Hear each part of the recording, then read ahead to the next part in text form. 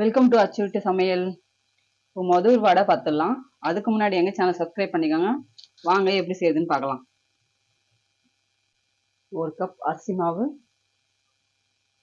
1/4 cup ரவை, மைதா 3/4 cup, வெங்காயம் 1 வெங்காயம், இஞ்சி கொஞ்சம், பச்சை மிளகாய் கொஞ்சம்,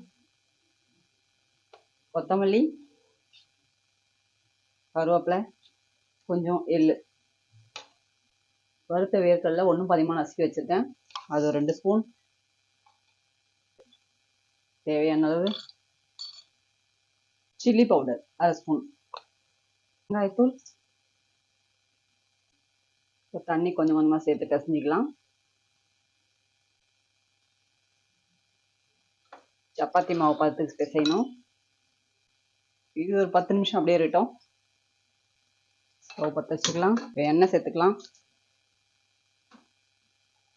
எண்ணெய் நல்லா காயட்டும்.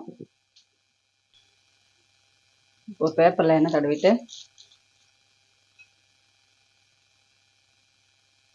வடை மாதிரி தட்டி எடுத்துகிட்டு வந்துடலாம்.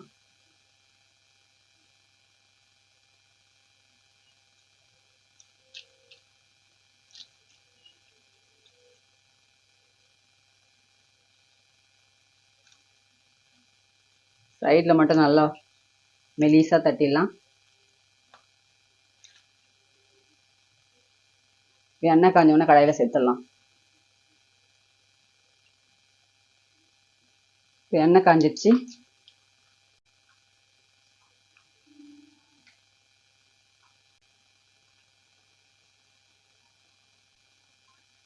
இது ஸ்லோ ஃப்ளேமில் தான் வச்சு வேக வைக்கணும். உள்ளெல்லாம் நல்லா வேகணும். இன்னும் கொஞ்சம் நேரம் வேகட்டும். இது வெந்துடுச்சு, எடுத்துடலாம். இது